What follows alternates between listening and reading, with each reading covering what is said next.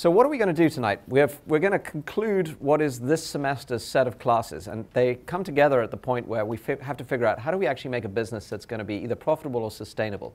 I know a lot of you have not-for-profit ventures, and so we also have a not-for-profit case example tonight, and delighted to have Jason here to talk about that. But what we want to make sure is that before you go too far, too fast down the process of taking your product to market, that you think about what's the way that you're actually going to create the value and how you're actually going to deliver that value and harness it in a way that makes your business really sustainable. So that's really what this is about. But before I go there, as usual, the value is not me talking. It's me setting up the guest speakers tonight with the framework. And so I want to quickly introduce everybody, if they could just be ready to stand up. We've got Acquia's CFO here, Dennis Morgan. Dennis, welcome. Good to have you here. We've got from Formlabs, Max. Good to have you, Max. From Diagnostics for All, Jason Rolland. Nice to have you here.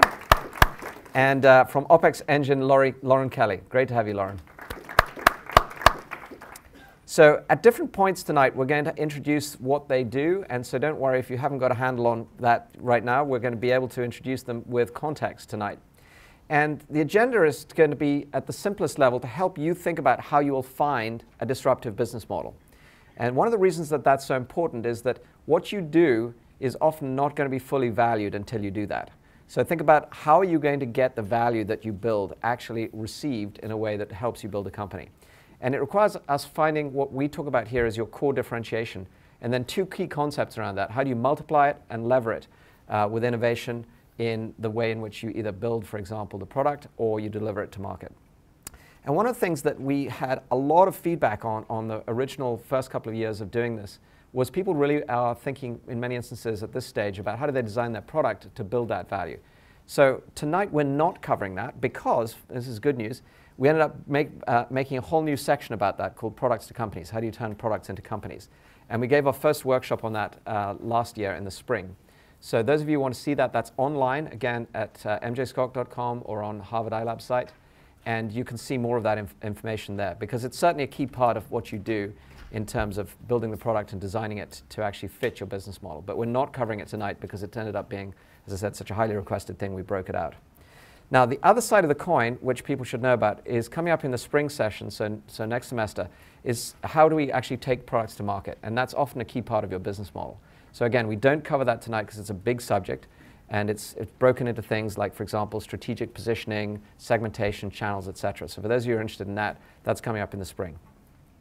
All right, let's jump right in. Business model is typically about how do you make money. And even if you're a not-for-profit, the key thing is you've got to figure out the three components of your business model. How do you create your value, how do you deliver it, and how do you harness it? And it's really a key opportunity to step back and say, what can you do in this regard that is not just me too, but how can it be disruptive? And for me, this means things like, what are the important ways that you can reduce your time to market, get your market adoption down, and make it sustainable? And for an entrepreneur, these are key things because if you build a brilliant product but it isn't adopted easily and it costs too much to deliver it, then you're very quickly going to get frustrated with the challenges that obviously you want to get over of how do you get customer feedback quickly, how do you actually get the momentum going in the marketplace to try and build a position that you can actually sustain.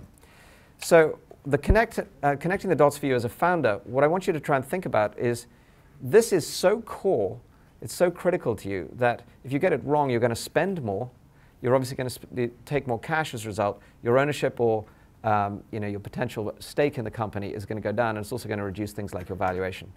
But by contrast, and I've got some very specific things on the website that talk to this, for example, if you get your business model right, it can drive significant value in your business, and you can be valued higher just because of the way in which you take your products to market and the way in which you think about your business model. And there's a whole section on that on my site, which we did in conjunction with Goldman Sachs, which I'm not going to go into detail on tonight. But it points out that if those companies that get their business model right can have literally 5 to 10x higher valuations than those that don't. So think about that for a second. You're doing all this great stuff to produce your value prop, which we've been through in some of the other sessions, but now somehow somebody does something smarter than you in their business model and they're worth 10 times more than you. How did that happen? Well, it does happen. It happens all the time. And that's why this is such an important session and one in which we want to get you started thinking about it. Now, the startup world is different. So I specifically want you to think about this tonight in different ways than, for example, you would approach this if you were a larger company. Larger companies have constraints, and they, in many instances, have customers, and those are, whether they like it or not, a restraint to what they can do. But as a startup, you have none of that. You literally are not constrained at all. You're not constrained by any past practices. And so you can think completely out of the box about what could you do to differentiate your business model. And I like to think about this as sort of a three-part, and it could be multi-part, but three in particular part. You've got a disruptive business model, but obviously you hope to build something in the way of a discontinuous innovation. Either that's your product or your service. And in the go-to-market piece that comes next semester, we'll talk about how if you can get that segmented to target a new white space, you really end up having a perfect storm. Because at that point, it's very hard for somebody to come after you. You're disrupting the way in which you're delivering something as well as what you're delivering, and you're doing it in a space that's as yet untaken. So this is why I call this the startup storm, the perfect startup storm, but it's also not going to stand alone. For example, if you built a brilliant business model, but you really hadn't figured out how to identify the right segment and how to get it to market, to lead that segment, it's not going to stand alone on its own right. It's a piece of the puzzle. Think of it as a three-legged stool, and this is one of the key legs. But I will say this, and this is quite rare that you'll hear me be so emphatic about it. Most of the time, I hear people saying that I've got an absolutely breakthrough product or service, and they don't even think about these other two. They believe that the better mousetrap is going to cause people to beat a path to their door. Not only do I not think that's true, but I will tell you a lot of the best businesses that are being built right now don't even have this. They're actually the same kinds of products and services, but they've got a fundamental disruptive business model, and that's what changes the game. Now, if you don't believe me, next month we're going to have the CEO of a little company, Red Hat, come and tell us how they took basically a commodity product, actually a free product called Linux, and built what's now a $10 billion valued business. So he's coming to talk about that case example, and you're all invited, so you get a chance to hear that. And there is very little that was truly innovative about Linux at one level, in the sense that it was just another operating system. And in many instances, it was way behind the operating systems that it was competing with at the time, such as Solaris from Sun, etc. But what was differentiated was their business model. And that's what enabled them to break in. So it's why I want you to pay attention to this. So how can your business model literally change the game the way Red Hat did, or rewrite the rules and say we're going to give something away and create an innovator's dilemma? Obviously, Clayton Christensen does a wonderful job of explaining the innovator's dilemma syndrome, so I'm not going to get into it, but the net of it is that you basically create something that interrupts people's traditional business as usual and causes a path that they can't follow. And when you think about the business model, there are so many ways that you can do that. And as I said, I believe it can be at least as disruptive as your technology, in many instances more disruptive. But let me pause here for a second. Just think about this. Would you rather walk onto a playing field where you've got to play by a whole bunch of rules that you've never heard of that the competitor set out for you, and you've got to figure out on the fly, what are the different plays that will work? Or would you rather walk out there and change the whole playing field around, reorient it, set out your rules for yourself, and then let the competitors on and come and figure out how to play by your rules? Obvious, right? You're going to want to do the latter. That's what I'm talking about. I'm talking about you stepping back and saying, how could you rewrite or literally create a whole new game in which everybody else has to come and learn to play by your rules? That's what business models are all about. So I'm too old to be able to do anything other than to give you my history here. And I'm going to date myself very quickly by telling you a story that's well over 20 years ago. So in fact, when I first gave this case example, it happened to be the 20th anniversary of Symantec. And a bunch of us got together and we pulled out some of these old mementos of products we used to sell in those days. But before I go any further, does anybody even know who Symantec is these days? Who knows Symantec? Oh, good. All right. So I guess we created somewhat of an enduring company. It's a multi-billion-dollar company today. But in these days, by the way, to give you a sense of it, our revenue was less than 50 million. In fact, a lot less. I think we were only about 20, $30 million. And we had a product that was the best-selling antivirus product for the Macintosh. And so we were quite excited about that. We thought it was awesome. And in those days, when you're under 50 million, if you're doing $5 million of revenue in any product, you think it's big. And trust me, we thought we were like the bee's knees. We thought we'd broken through. But a funny thing happened. We realized that actually we really weren't actually seeing the wood for the trees here, in that the real marketplace was on the PC, because that operating system was much more vulnerable. And so as viruses started to come out on the PC, of course, we said we need to bring out an antivirus product. And so we did. Those of you know, we also acquired a company called Peter Norton way back then. Turned out to be a very critical thing that we did for the company. And so we changed the brand from Symantec to Norton. And that was because Pete Norton was better known in those days for things like utilities. And again, just to date people here, how many people have ever used a Pete Norton product would even know what that is? Oh, good, there's a few of you, quite a few. Okay, so it used to be used for things like disk recovery and backup and things like that. So we changed the brand. That was the easy part. And that certainly helped. But let me tell you, what really changed was much, much more interesting. It was the business model. Now, looking as where we are today backwards, this is going to seem so obvious. But at that time, nobody had ever thought about giving away software free. There wasn't such a thing. We just didn't do freemium models. There wasn't the web. So giving away software actually cost you something. You had to manufacture this stuff and ship it to people. So there was real cost in it. But that's what my team decided to do. And in fact, we had a tremendous amount of debate internally. There was all sorts of challenges about, well, should we do that over in the UK, which is where we were based, or should we do that in the US, and where should we test this thing, and what happens if everybody decides that this is really, you know, a new trend and we can't make money? I mean, it was terrifying. But anyway, we decided to do it. And what we did was, we turned this into basically a Trojan horse. We said, we'll give away the antivirus software, because guess what? Where's the value? Think about it for a second. Is it the actual software? Or is it being able to scan and pick up the virus? It's in the definition of the virus. And what was really going on then was there was just more and more and more and more viruses coming out. And so by giving away the Trojan horse and saying, no, no, you pay a subscription when the new viruses come out, we started to collect the real value. And it just completely turned the industry on its head. And I will tell you, it was a turning point for Symantec. It changed everybody's rules. And we had rewritten, effectively, at that point, how we competed. And we had a competitor called Centralpoint, who we basically put out of business. And you know, you can talk about all sorts of different things about what shaped companies, but I'll tell you that was a defining moment for what's now a multi-billion-dollar company. I'm not saying it was the only one, because there's a ton of execution and many other things, but it was a critical one, and it had nothing to do with technology, zero. So this is why this is so important. Okay, the results, just to put it on you know, the simplicity of what we're talking about today, also drove the bottom line all the way down to a predictable, profitable business model. Because now, instead of worrying about how many units do we sell of our software every month, we got that out as far and wide as we could. We didn't care about how we distributed. All we needed to worry about was how quickly could we turn these virus definitions around. And we knew that basically as they started to come out more and more rapidly, we basically would end up having a monthly subscription service. And guess what? People don't want to turn off their virus software. Especially back then, by the way, it was you know, pretty potent. So we had a very predictable monthly recurring revenue model. And that, now back to value, became highly valuable. And Lauren's going to talk about this later on. But the more predictable your business is, the more valuable it is. It's as simple as that. So a very exciting thing. Now, there was a follow-on. Everybody started talking in our company about, hey, this business model thing's kind of cool. Actually, we didn't use those terms in those days, because I hadn't been to Harvard. I wasn't smart enough. So we would talk about things like, well, how do we get more revenue out of our customers?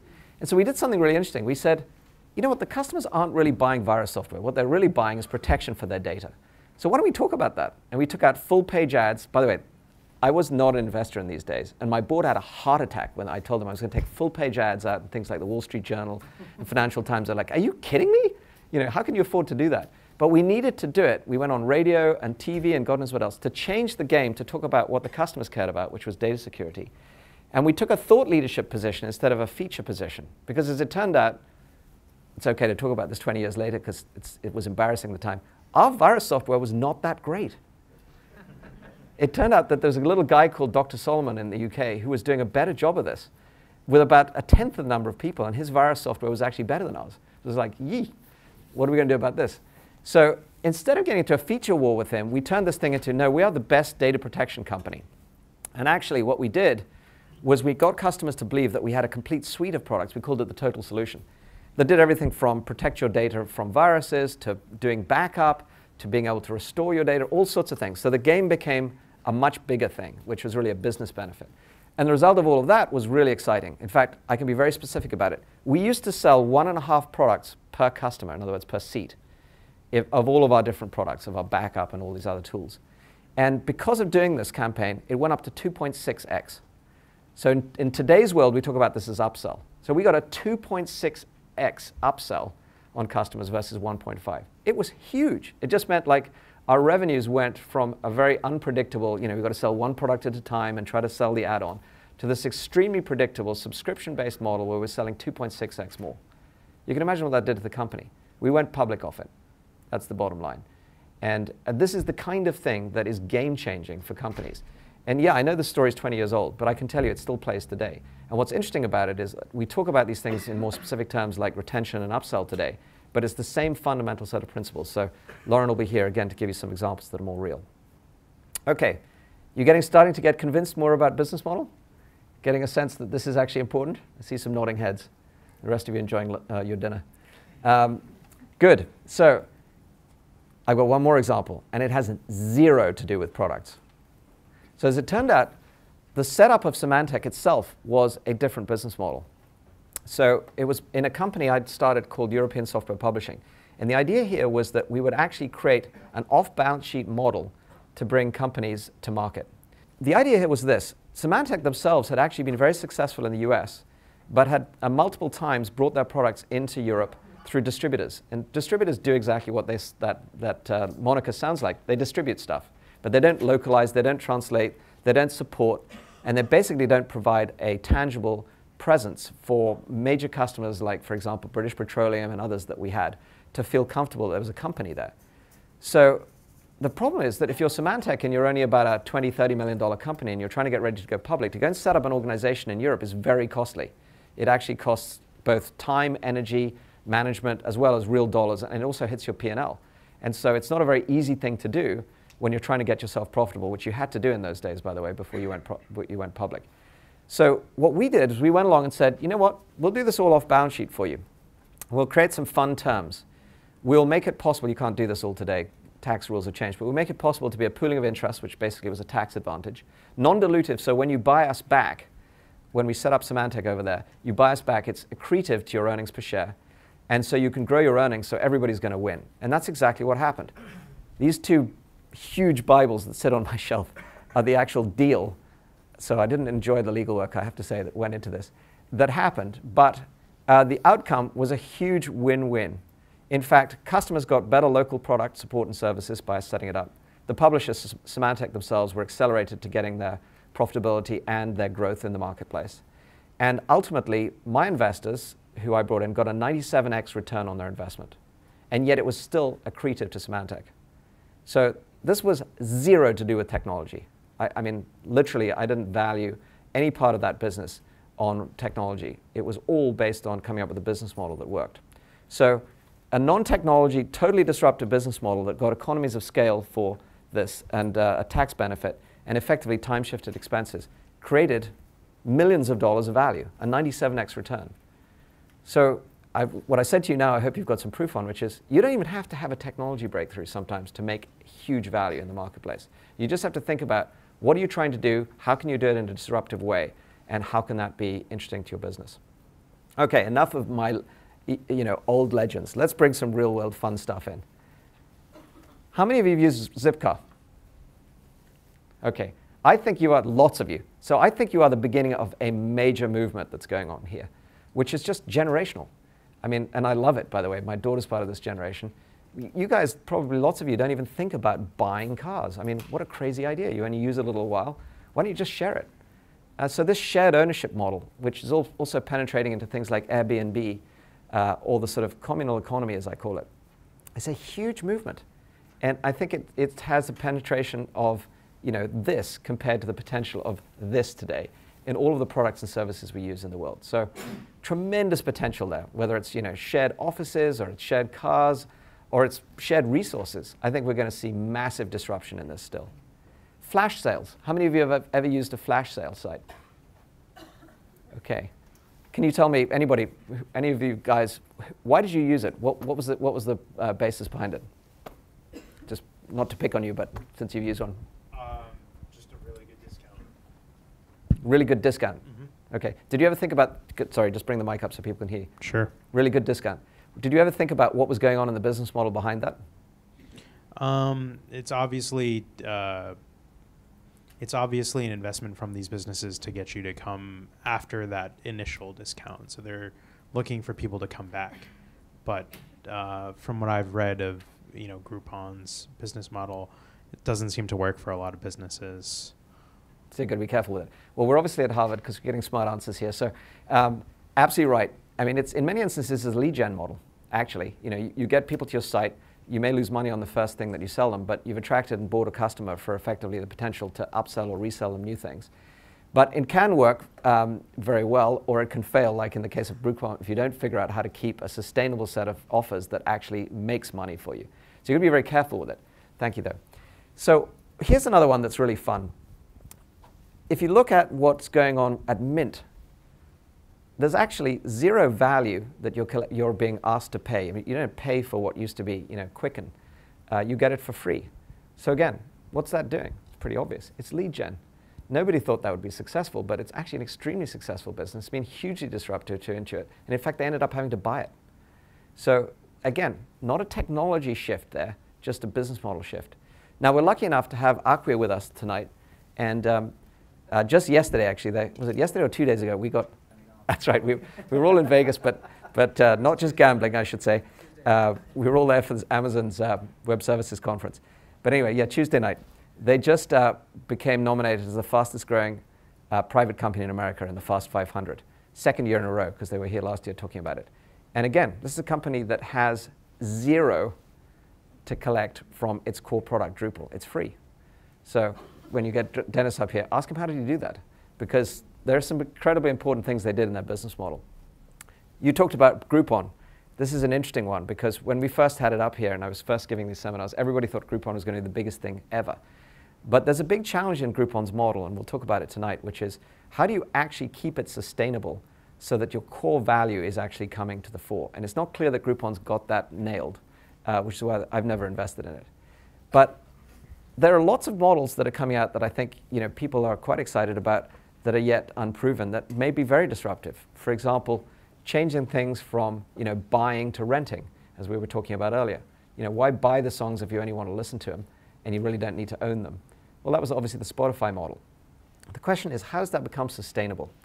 So in all of this, what I want you to think from all of these models, and there's many others I bet you can think of, is how can you be disruptive? What will you do to change the game?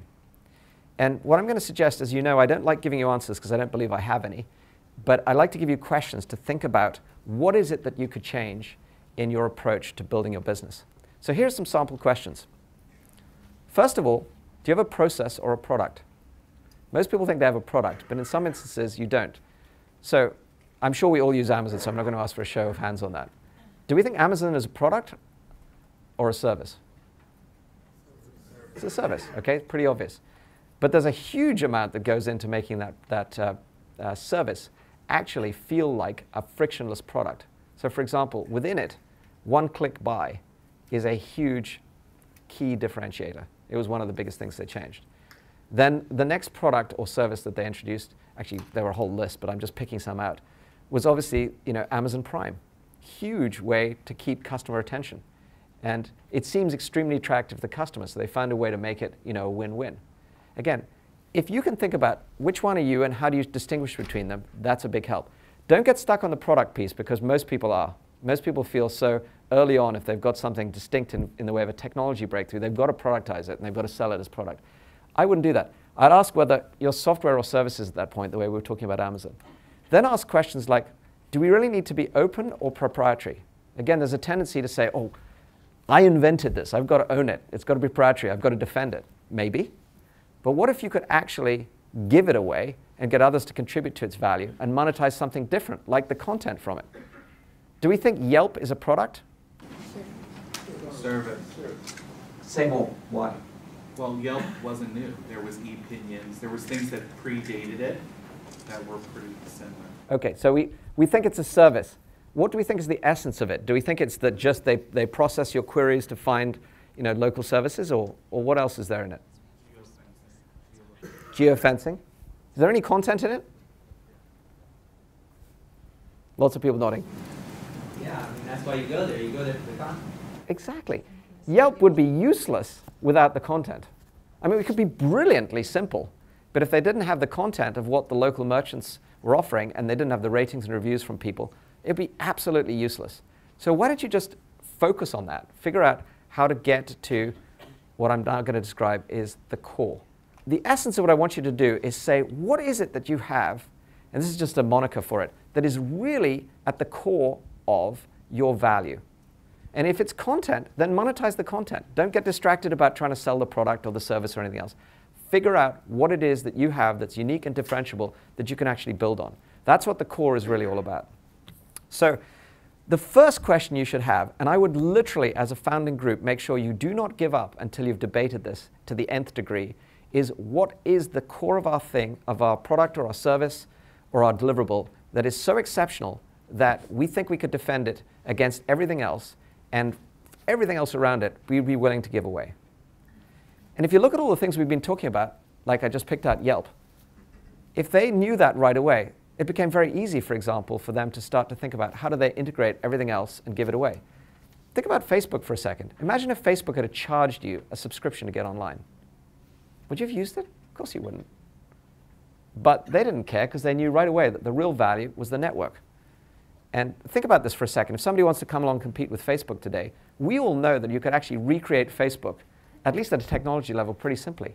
I mean, it's photo sharing and it's connections and things, but you could get a lot of that in open source today. What's the value? The value is if I go onto a brand new network that's got way better features than Facebook, and I can't find anybody else on it, dead. Absolutely useless. The value is they use a network, and they realized that early on.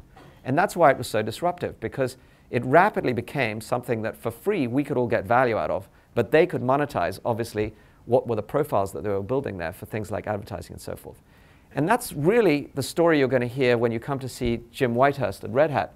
He realized that the real value around Linux was not the core of Linux being another operating system. It was that in order for it to be broadly used, it needed to be certified for all of the different platforms and supported in all the different ways it might get used. And guess what? That's really valuable. So the key thing is for you to think about what can be your competitive advantage, where are others most vulnerable, and try to make both of those things work in like a double-sided, two-sided sword.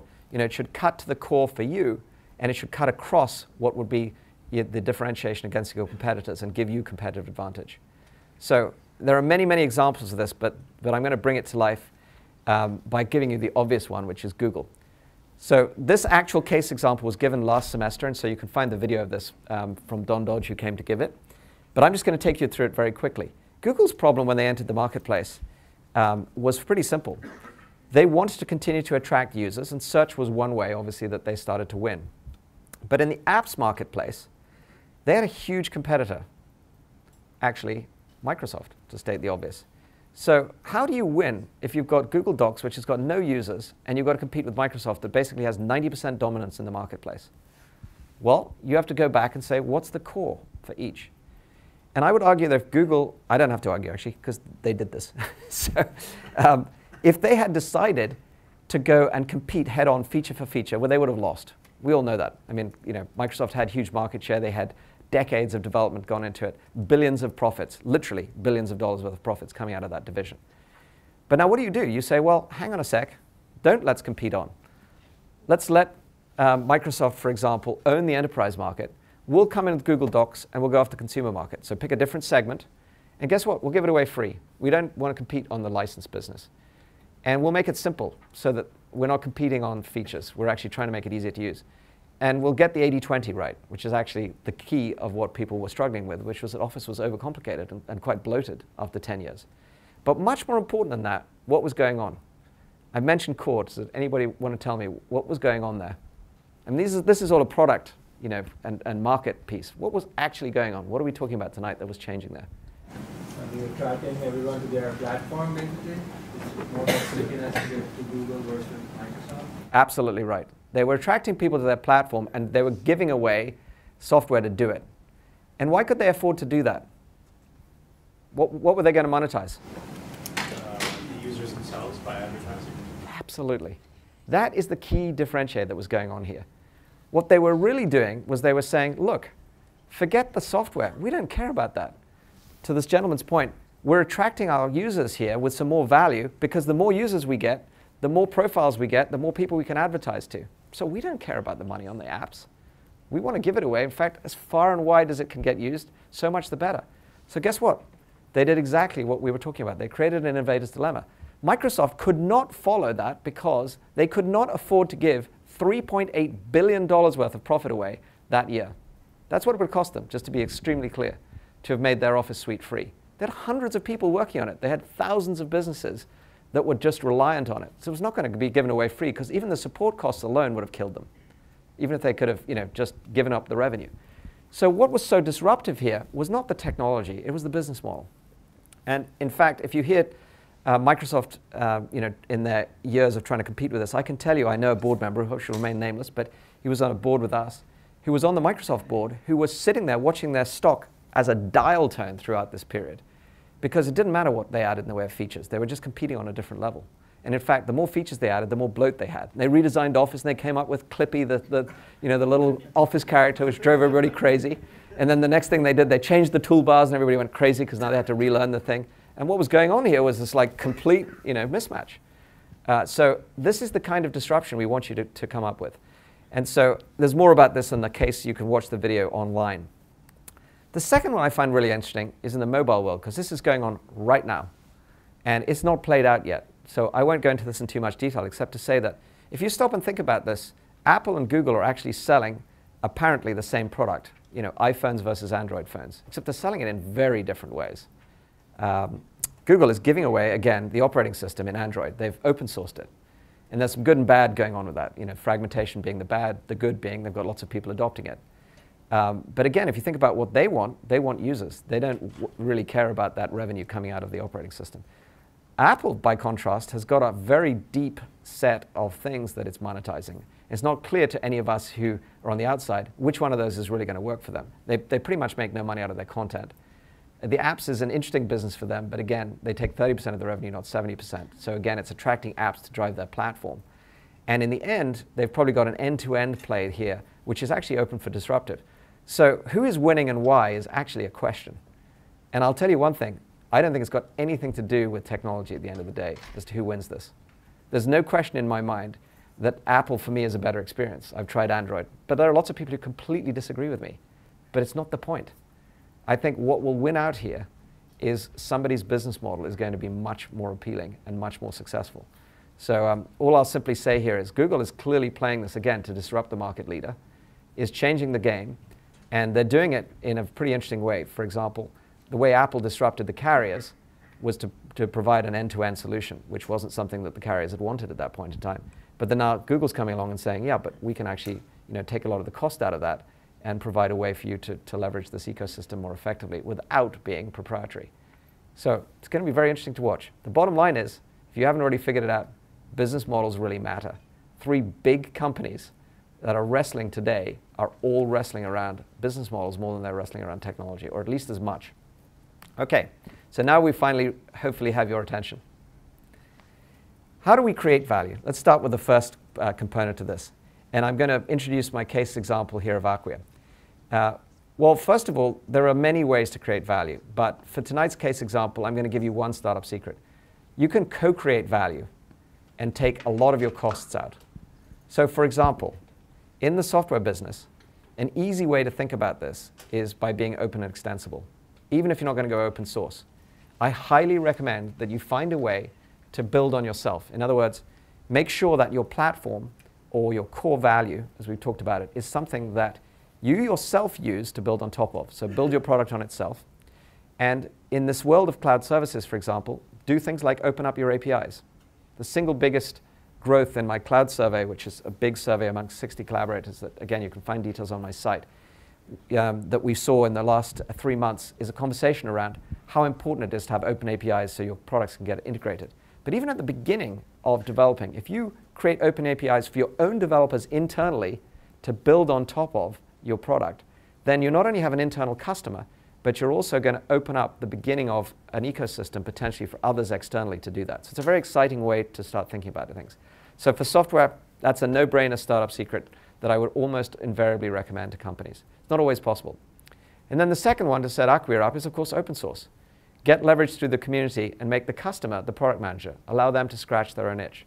So what better way to introduce this than to have Dennis here, our new CFO at Acquia. Dennis, come on up and tell us a little bit about Acquia and how do you guys make money out of the open source world? I'm good, I'm Mike. Thanks. Thanks, Michael. Hi, everyone. I'm Dennis Morgan. I am the CFO of Acquia. Acquia is based in Burlington, just outside the city. And We leverage Drupal as an open source platform. Who here knows what Drupal is? A few people. So who here knows what Linux is? Many more Linux. Which do you think is the bigger open source project? Linux. Drupal is the largest open source platform in the world. Drupal is an open source platform for web content management. Basically, it's a programming system for running websites, some of which you may have heard of before. So we built a business model around an open source software platform. And we'll get to how we do it, but the key benefit of building around open source is the following. There are 1,000 people who contributed to Drupal 7. Drupal 8 is now in release. Drupal 8 has 2,000 people contributing to it. Overall, in active development, we have 28,000 people working on Drupal. At Acquia today, we have, I think, 50 engineers. And that drives innovation. The community, people like this who are all Drupal engineers, Drupal developers, are able to create a product. Open source, the collaboration, the community leads to a product innovation that you cannot get with a 400-person organization that has 50 engineers in it. And that's the benefit of working on an open source product. The challenge that creates, though, is how do we build a business model around it? We took Drupal and we enable organizations to run Drupal at industrial strength. We do this, but we provide a cloud platform for them to, a platform for them to run the website. We provide developer tools. We provide software that you can add on to run on your website. We provide professional services such as training. We provide insights into what's going on your website, etc. The result of which is if you're running a Drupal website, if you're a big organization running a Drupal website, that website runs much, much better on Acquia than it does on any other platform that you can run. So again, industrial strength support for Drupal is the business model we created, and we've now built that. I think I'm jumping ahead now. No, it's okay. Okay. That's good. So what are some of the largest customers we have? Just to give people a sense. I mean, why do people care about service and support? For Drupal. So I'll give you a great example. Any New Yorkers in here? Yeah. So we moved the New York MTA, that's the New York Transit Authority.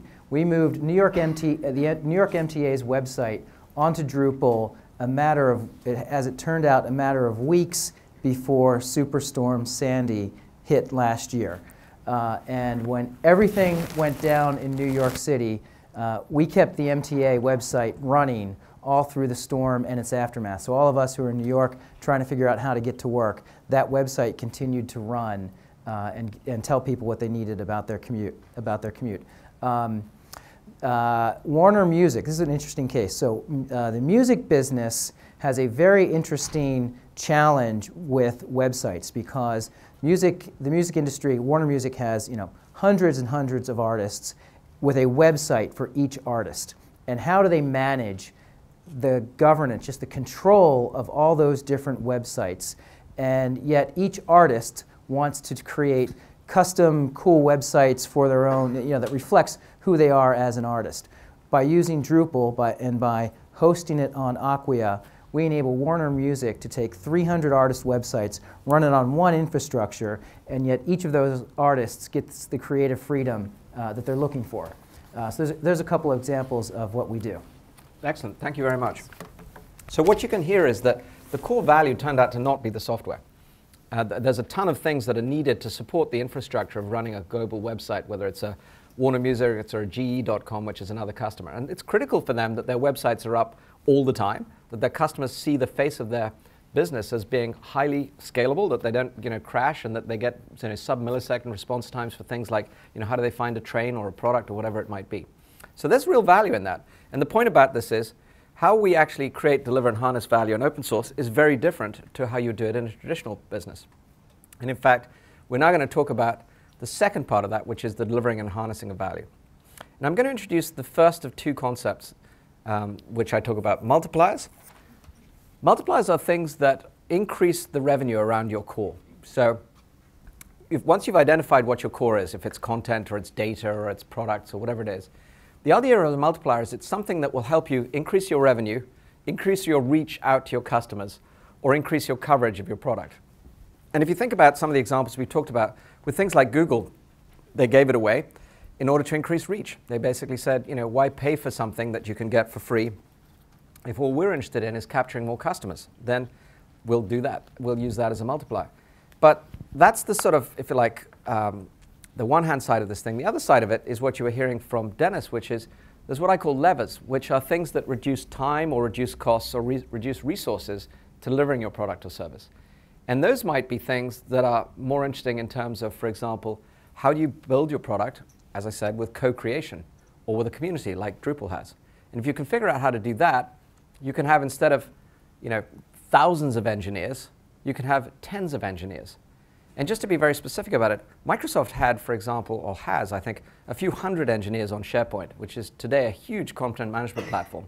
But how on earth could they possibly compete with nearly 1 million people who are basically constantly innovating around the Drupal platform? They're never going to compete.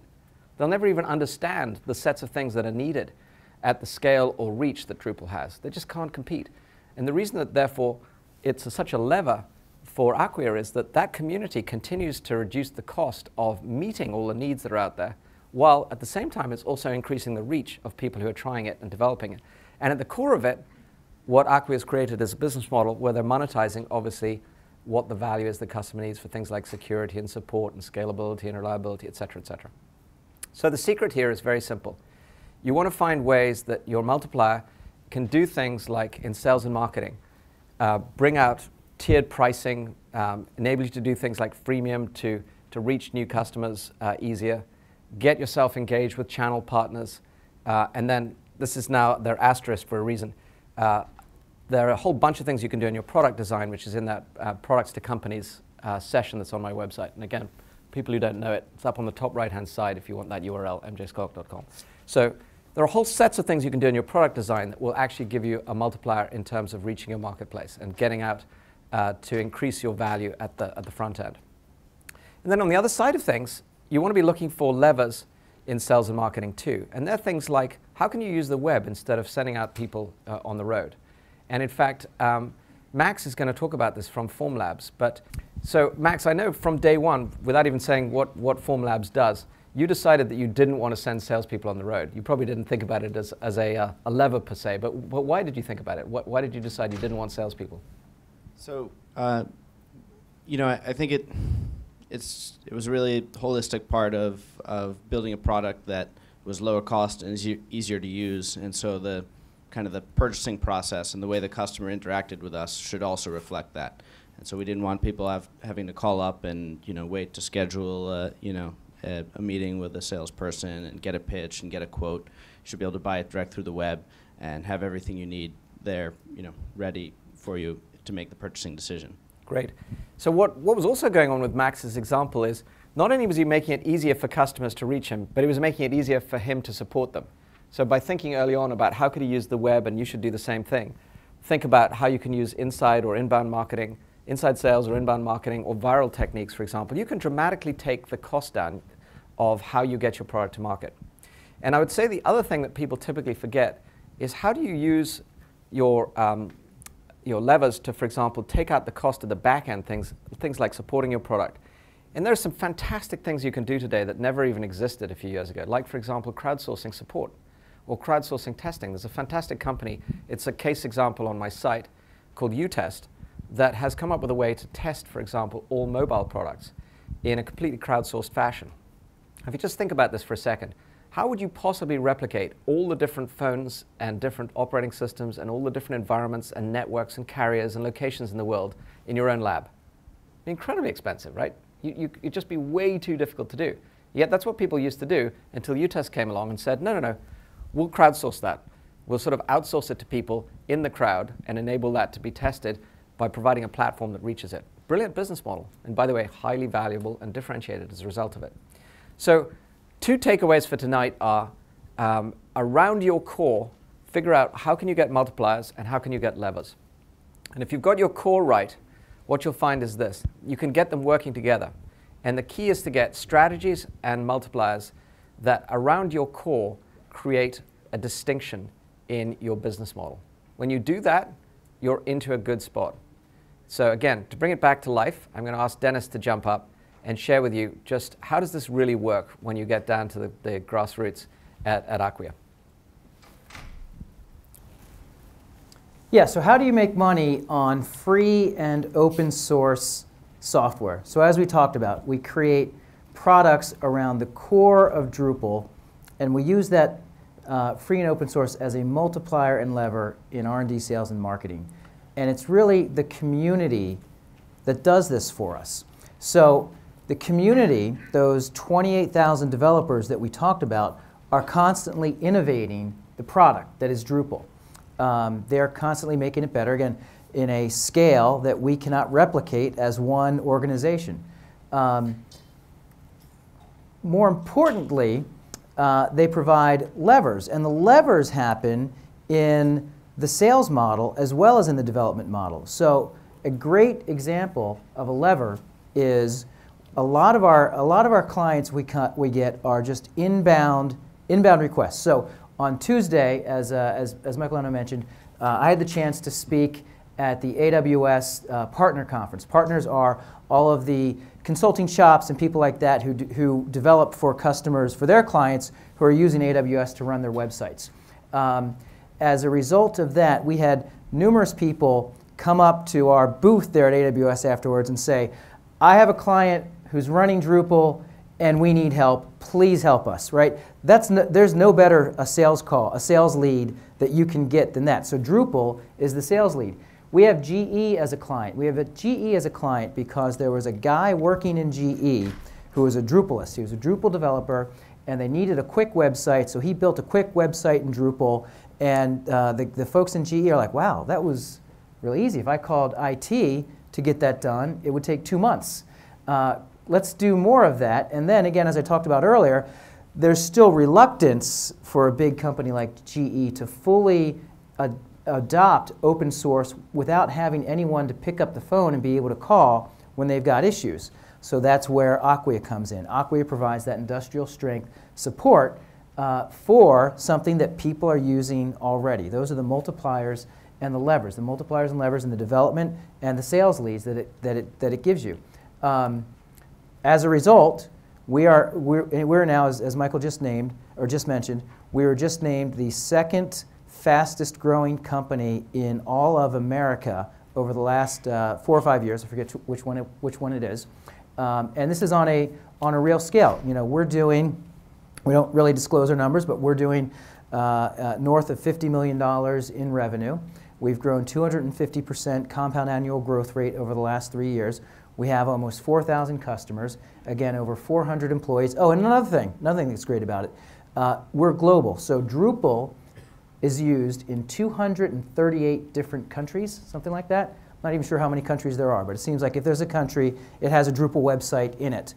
So when we figure out, one of the great challenges you'll have as a growing company is what countries do I know I need to go international, but where? Well, it's really easy for us. We look for where is there heavy Drupal usage, and then we go and put people and find the business right in those countries. It's a very, it's a flywheel business where Drupal reinforces what we do, but it works the other way. We have a number of our core values at Acquia. One of our core values is committed to awesomeness, and committed to awesomeness is important because in order to get you to pay us to use something for free, what we do has to be awesome. So committed to awesomeness, we try to envelope in everything that we do. And another one is give back more. Give back more means lots of things. It means charity, of course. That's why I have the crazy mustache. But it also, by us providing this industrial strength support for Drupal, it helps further spread Drupal as well. It gets companies like GE that would normally not use an open source platform for a production website for GE to use that. So again, that's the reinforcing model that comes from Acquia and Drupal. And here it is sort of in a nice graphic. So 70% of the prospects we have in our business have already selected Drupal to build their websites. They come in, and then it goes from there. Another part of the flywheel is it usually starts where they put one or two, a small number of websites on our platform, on Acquia. And then they realize how well this works, how much success they have with not only just Drupal, but with Acquia supporting Drupal. They put more and more of their websites on that, and all of a sudden, that's what's called a land and expand strategy. Land in with a couple websites, an initial amount of support, show how good this is. Now, and today, companies have more and more websites. Large pharmaceutical type companies have literally thousands of websites. So if you can penetrate that and get just a handful of them initially on your platform, show how valuable they are, pretty soon you start expanding into everything that they're doing, not only just on the computer web, but Drupal flows across mobile and social, etc.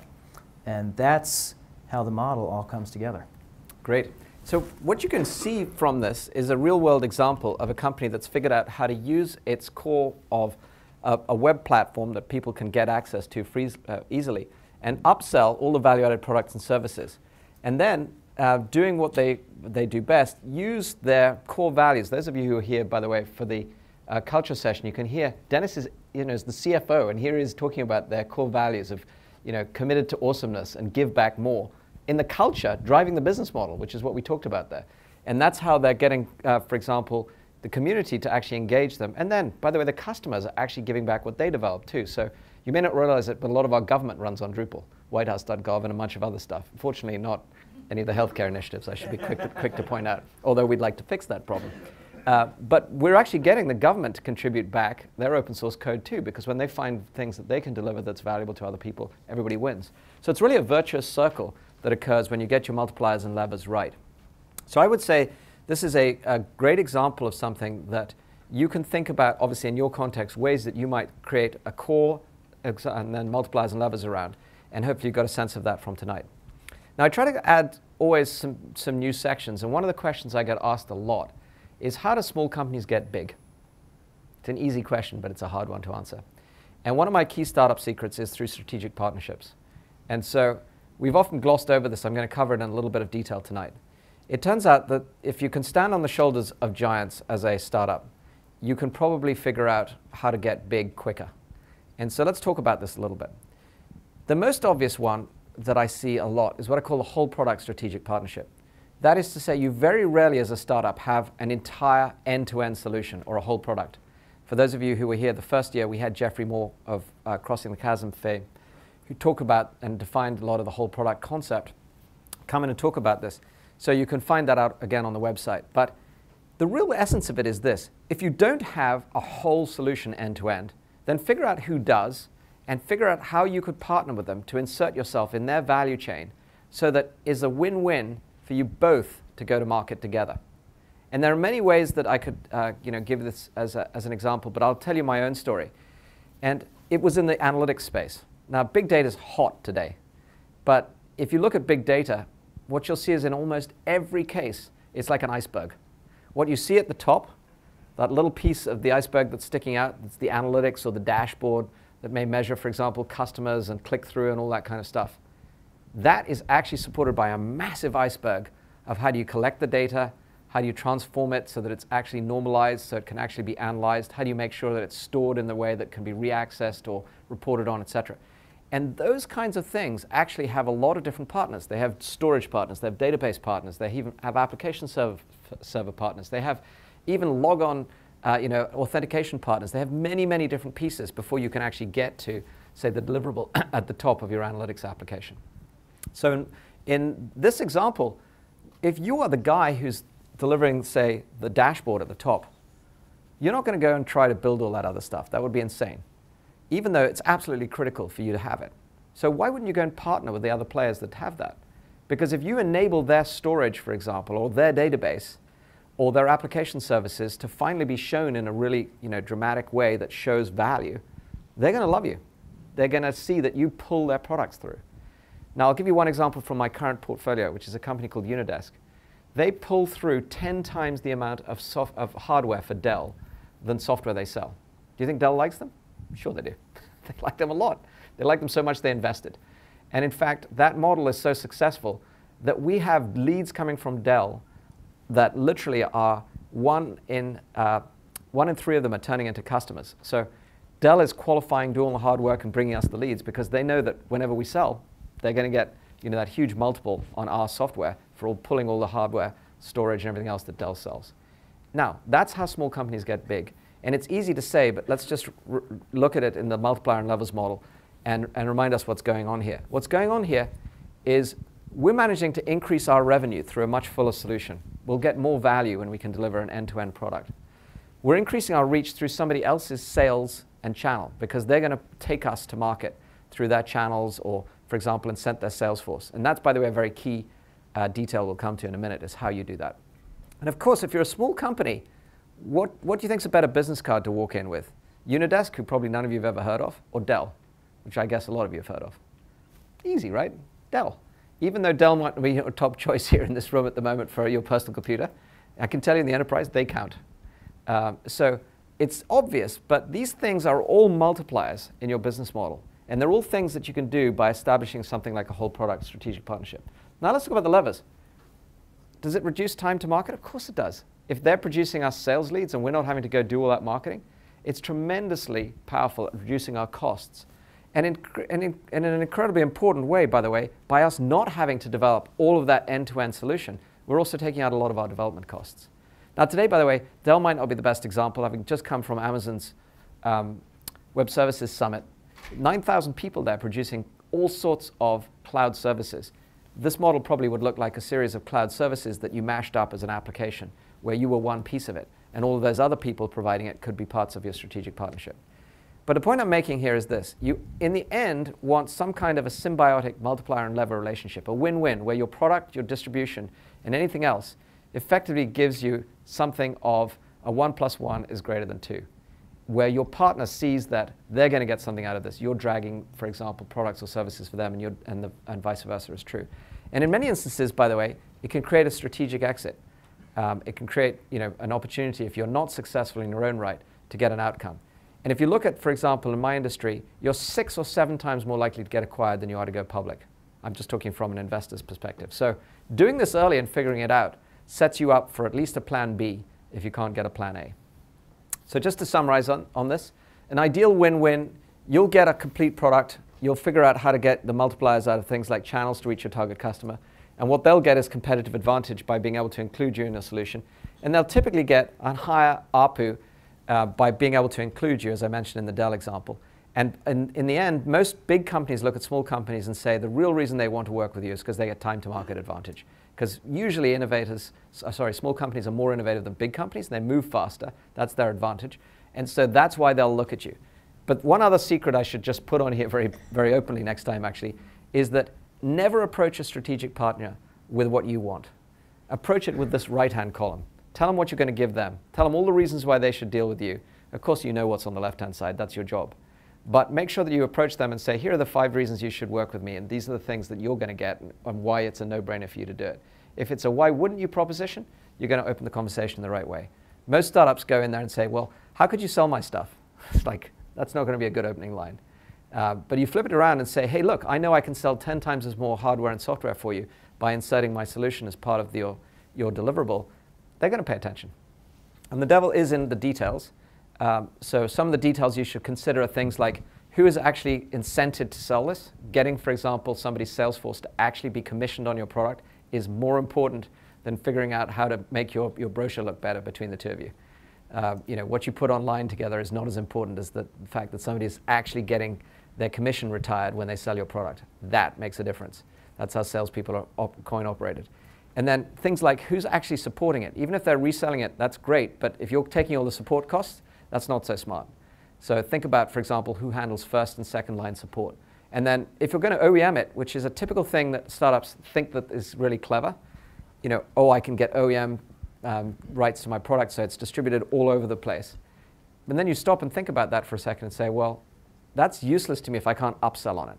So if you've given away your product very cheaply, because OEMs will typically give you cents on the dollar, that works great if you have something of incremental value to sell on top of it. And so that's why upsell becomes so important. And for those of you who are interested in the products to companies strategy session, we talk about this in an area I call Russian doll packaging, which is how you package your products in ways to handle things like OEMs.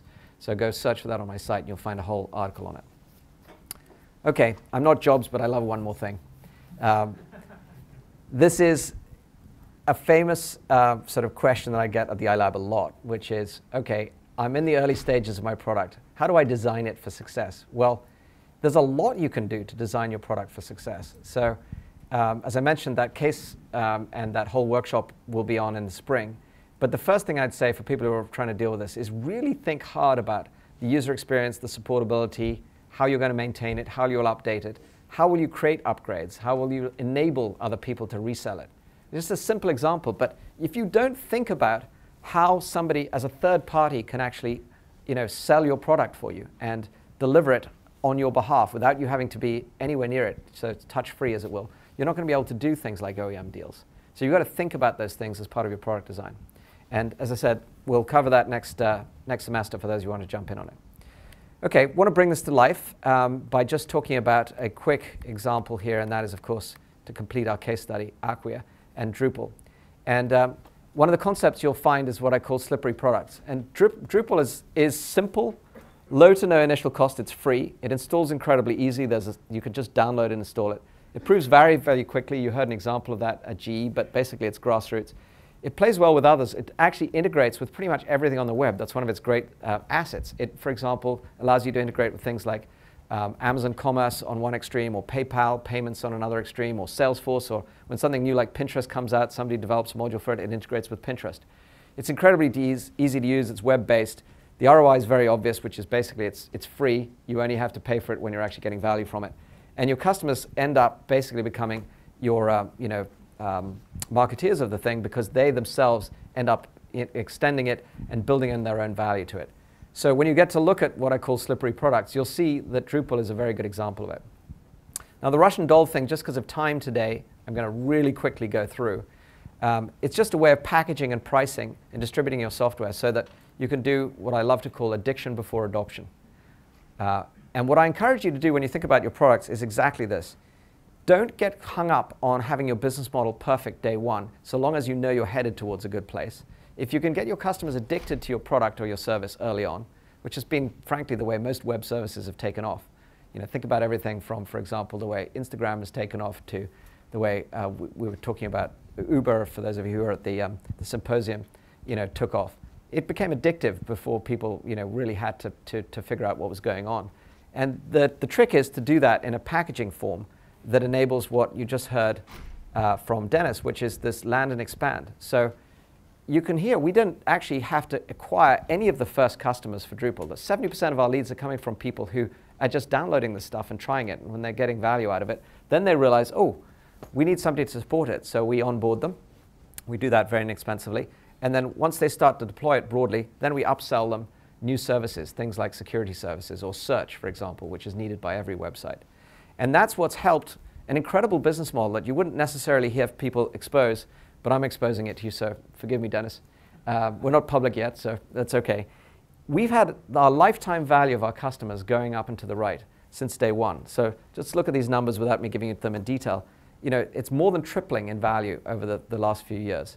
So we're seeing ways to continue to sell more and more value, and that's what drives the ultimate thing that I'm talking to you about here, which is how your business model builds a sustainable and valuable business. You find ways to continuously deliver more and more value. So again, it's sometimes hard for people to absorb all of these concepts. And those of you who've been at my workshops before know that I often say I'm a self-professed terrible learner, so I create acronyms for everything. So what makes for a great business model for me is RSVP, that people want to respond to it. It should be repeatable. That is to say, you don't have to reinvent your business model for every customer. It should be scalable with leverage. In other words, we should find ways in which you could go from 0 to 1 million users without changing it. And indeed, every time you add a user, you're getting leverage from it, which is this notion of a virtuous circle. It should be valuable, which is the way we've been describing some of these models, how you add value with things like your multipliers. And it should be predictable. And that's this notion of what I mentioned to you when I was describing what happened at Symantec. When we created the subscription model and we got that predictable monthly service because of people wanting to pay for their viruses, it became way more valuable because we knew what our revenue was going to be. The service of, the challenge of old style sales models where you have to go out and literally close the quarter on the 24th hour of the 31st day of the end of the quarter is horrendous. Trust me, I've lived that too. And it's very unpredictable and it causes all sorts of challenges, and you've seen companies lose billions of dollars overnight because they missed their quarters when that stuff is going on. Whereas you can get away from that by setting your business model out in this way. And ultimately, and I left it out separately because you know you have a good business model when you're headed towards profitability. But if you look at the number of companies that have gone public that are worth over $1 billion today, there are a large number of them are not profitable today. And people are okay with that because what they're doing is they're buying market share because people understand their business model is ultimately at any time easily switch to being profitable if they slow their growth. If they, for example, want to stop investing so much in acquiring new markets or new customers. So this is why business model is so important. When you've got an RSVP type strategy and you know it's going to lead to profitability, people will trust you and continue to enable you to invest and to build what might be, for example, a leading position. So hopefully we'll help all of you get there. And again, I want to bring this to life by now inviting Max up to come and give a real-world example of a company that's at ground zero building its business model. So Max, come tell us about Formlabs, and thank you for joining us. So I'll just give you a quick overview about Formlabs, and then I think we'll jump into a little discussion about the business model. But basically, Formlabs is trying to make 3D printing like 2D printing. So today, you have a 2D printer on your desktop at your office. Anytime you want to see something on paper that you're working on to document a photo or anything like that, you press print. You don't worry about the cost and you don't worry about the process. So this is actually the printer in our office. We have to label it because it gets confusing sometimes. But so this is the vision of a 3D printer on every desktop. That's the Form 1, our product. So 3D printing has been around for a while, and there's a variety of different processes, but for the most part, they're big machines that haven't really seen their full potential because they're not as available as they could be. So there's a bunch of different applications. Product design is probably the biggest one, prototyping products for product design. Architecture, producing models for architects, art, medicine, the human body. Every human body is different, so there's a great need for custom parts there. In education. So the problem we're trying to address, the market, is that there's 10 million 3D CAD users right now across mechanical CAD, architectural CAD, things like that, but only something like 30,000 installed professional 3D printers. And so we're not talking about a mass consumer product at the moment. We're talking about getting 3D printers to everybody who's designing something in 3D. So how do we do that? With a end-to-end user experience. And so we built the machine, the Form 1, but we also build the software that runs it, kind of the printer driver, as well as the materials that you use in it, which is a predictable consumables revenue. And so all that together, we have a business model where we're selling this product as what we call a prosumer product, whereas the earlier generation of machines are large $10,000 to $100,000 machines that involve salesmen coming to your office and bringing the machine for a demo and explaining the ROI and TCO and et cetera of this thing and how it's going to help your business. This is now something that you can buy through the web, price point around $3,000. And the end user, the engineer or designer who's actually going to be using it is now making the decision, maybe with a quick email approval from their boss. And so it's a completely different sales process. And we sell the machine. We also sell the consumables that run the machine. And so there's kind of there's that initial part of the revenue as well as the repeatable part. Would just sit and chat for a moment because this is a very interesting stage he's at, and probably everybody's sort of asked him these questions many times along the way. But so where are you in terms of designing your business model? What is the sort of set of questions you've got that's holding you up at this point? So we're shipping products now. We've been shipping for 5 or 6 months, but we're still kind of at the early stage where we're ramping up production, and right now we're actually back ordered for many months. So, the whole question of how we will really sell it, we haven't really gotten to the point where we have to answer that yet, because people buy more of them than we can make. And so I think the real questions for us right now are, some of our competitors have already kind of proved the direct through the web model, at least in the US, but how does that apply internationally? Can we, do we really have the same marketing clout in the rest of the world? And can, even in the US, can we really reach all of the potential users through this very simple model? So you mentioned that you're using the web as a way to do low-cost selling. Are there any partners that you could get as channels to market that might take you internationally, that would expand your reach as a multiplier there? Yeah, so because this is kind of this new class of product, people are still figuring out how to distribute this. Previously, those bigger machines were distributed by very niche distributors who either only did 3D printers or did 3D printers and maybe CAD software, and they're kind of dedicated, small, very expensive distributors. And so now, we're looking at potentially consumer electronics type channels, but also sort of figuring out what it means for us. So for Max, one of the interesting things about where he's at is if he can find a partner, for example.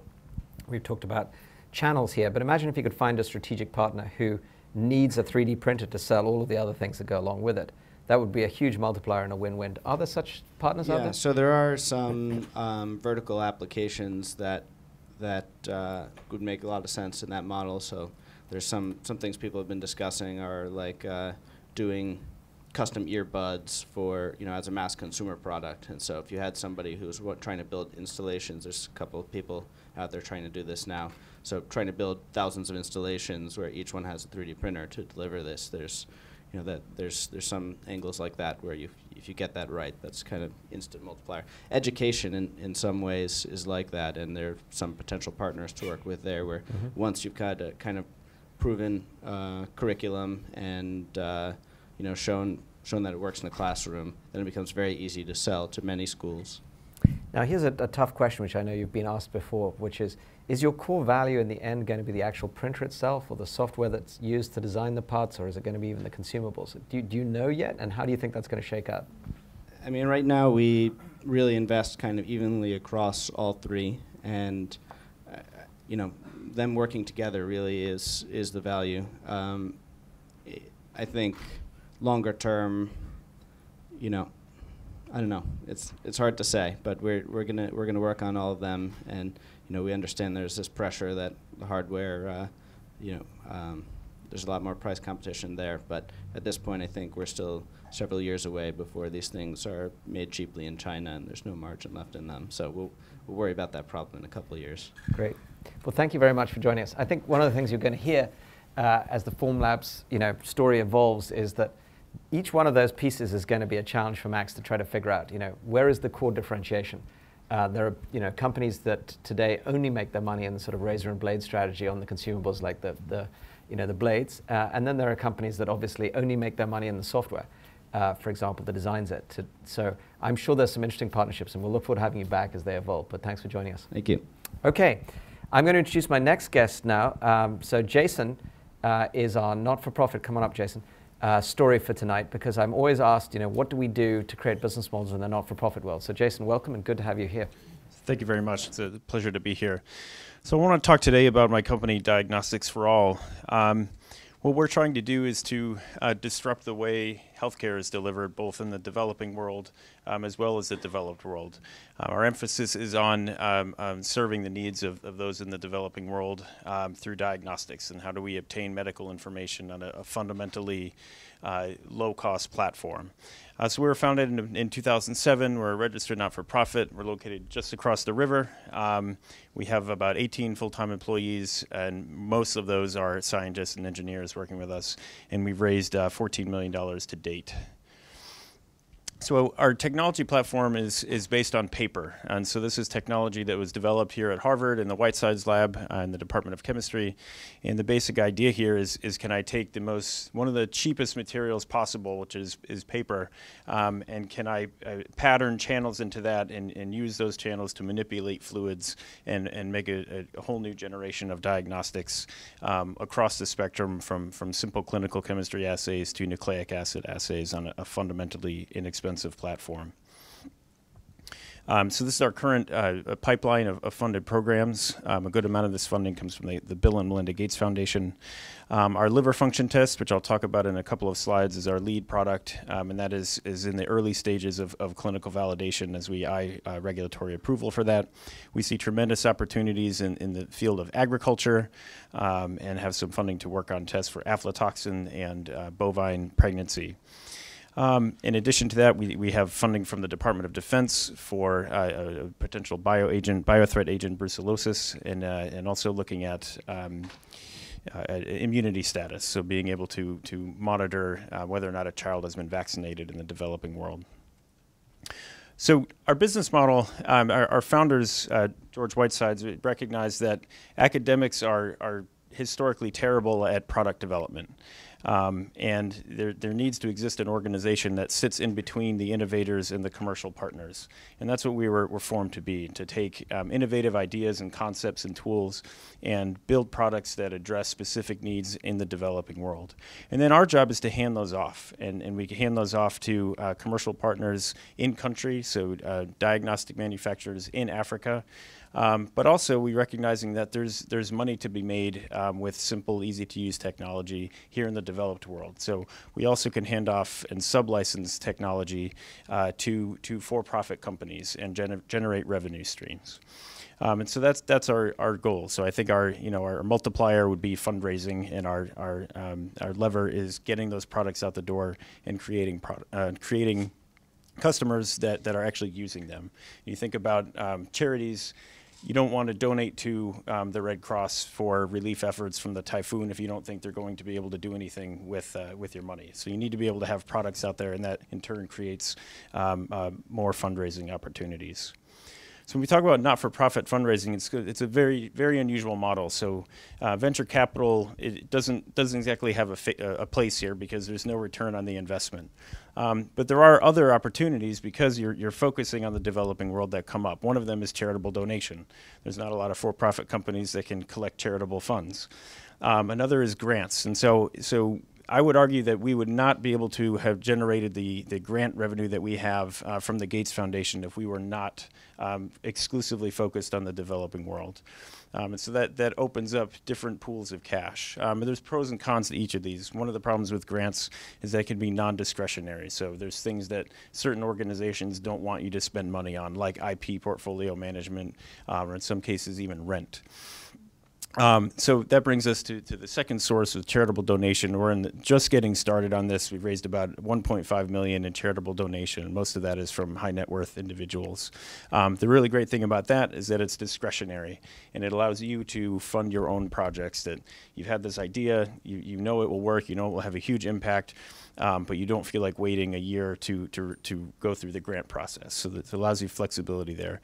The con, it can be slow. It can be, these require established relationships built up over years with high net worth individuals, or in the case of crowdsourcing and crowdfunding, like Wikipedia raised $20 million in 2012, but they did it by annoying millions of people when they went to Wikipedia to donate $10. So it requires that constant effort. And then finally, strategic partnerships. And I'll talk about one in a couple of slides, but this is tremendously helpful for us and a key part of our business model.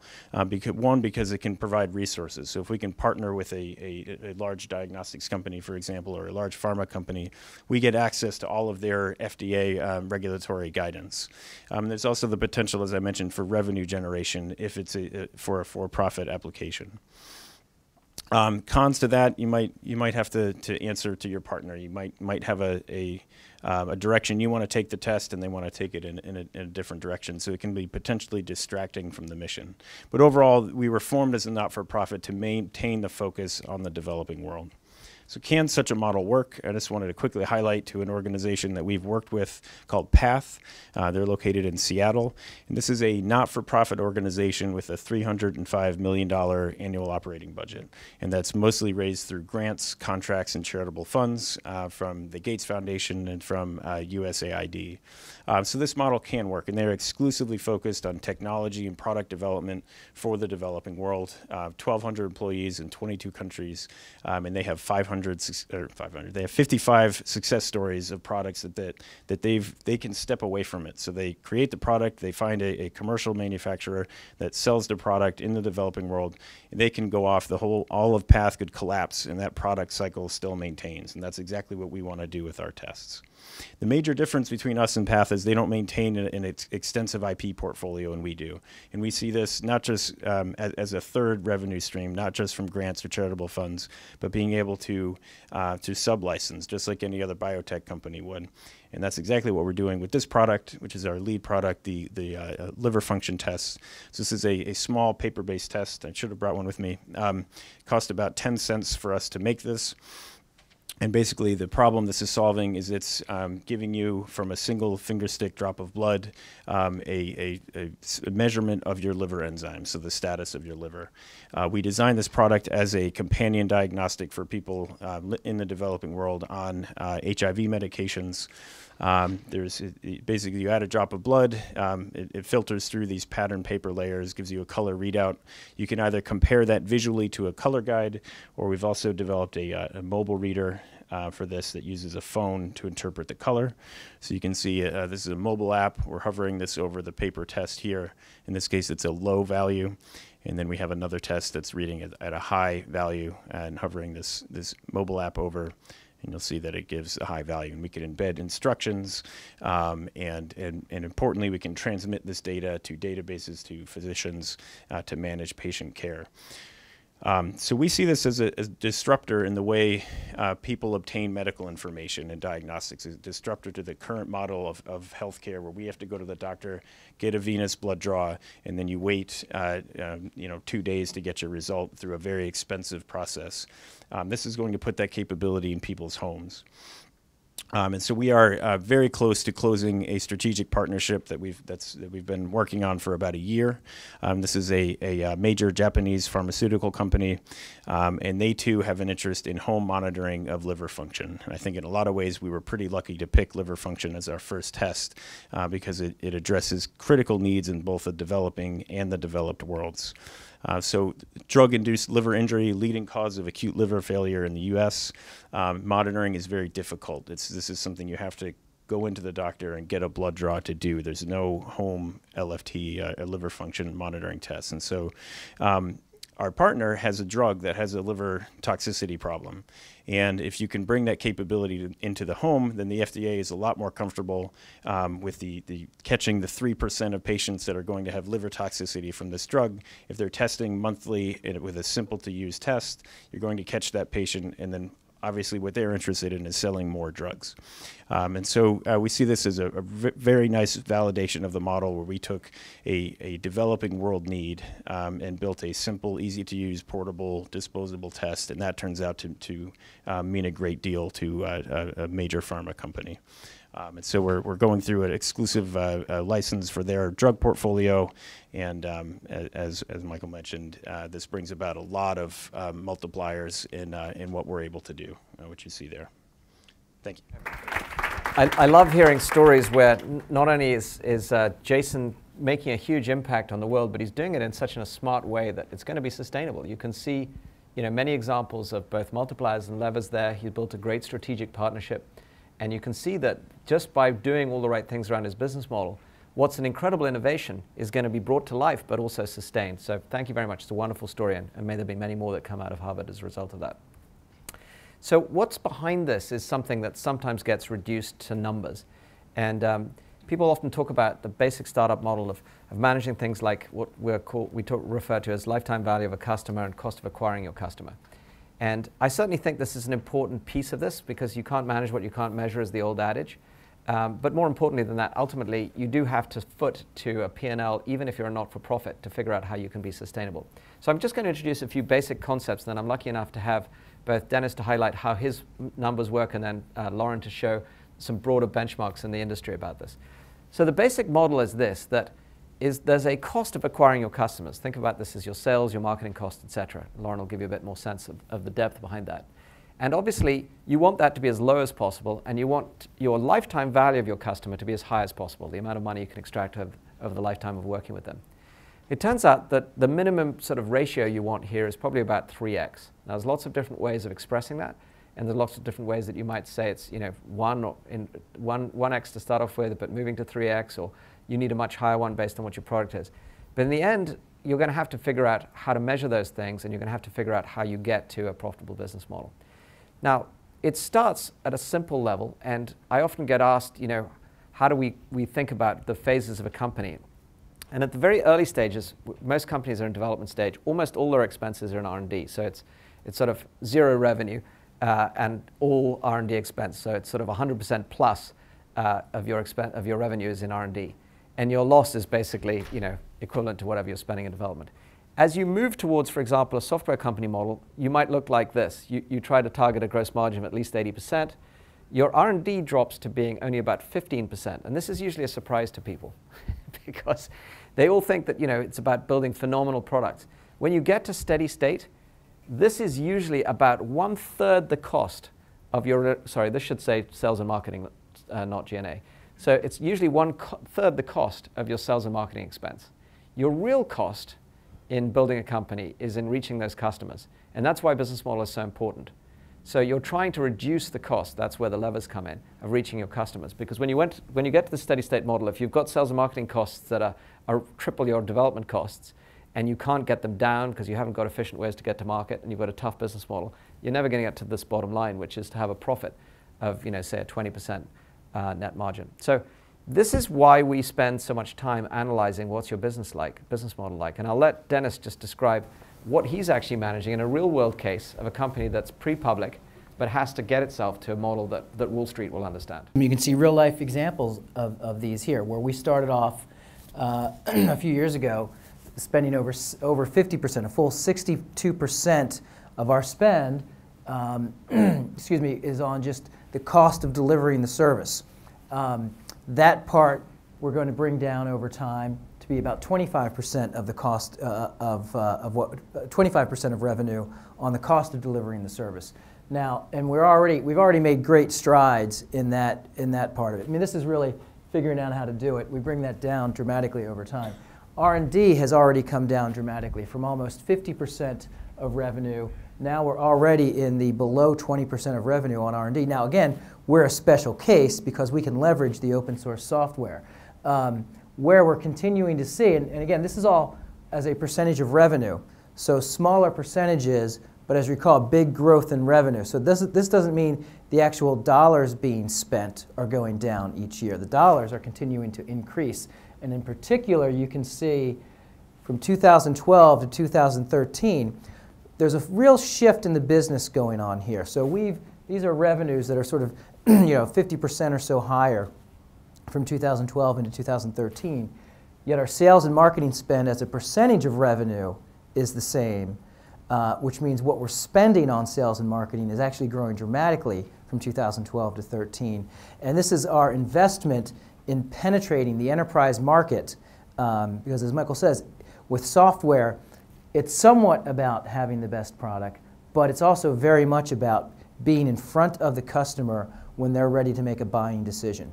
Most of the business we lose, most of the business that goes to someone else, are cases where we're not in the door because we didn't know about the opportunity. In my last company, we got acquired by Salesforce.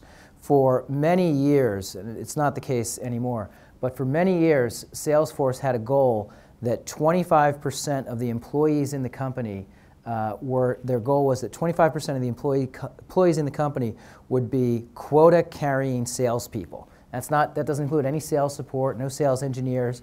25% of the people in the company were paid based on how much they sold that quarter, and that's what it takes to drive software businesses. Now, sadly for me, G&A brings up the bottom in terms of what the spend is there. And you see in the long term, it's probably, companies run about an 8 to 10% of what they spend on is on G&A. You know, if as you're going through, say, the IPO process, that's going to spike a bit with all you need to do to get ready. But that's how the business evolves. Now that's a P&L view. I think what's more interesting is what's driving the top end of that. So, and this is what a SaaS business model looks like: software as a service. Software as a service is always a mix of what's really in your revenue. Today, 70% of the business we bring in each quarter are subscriptions. They're subscriptions to the support, the tools, the platform that we offer.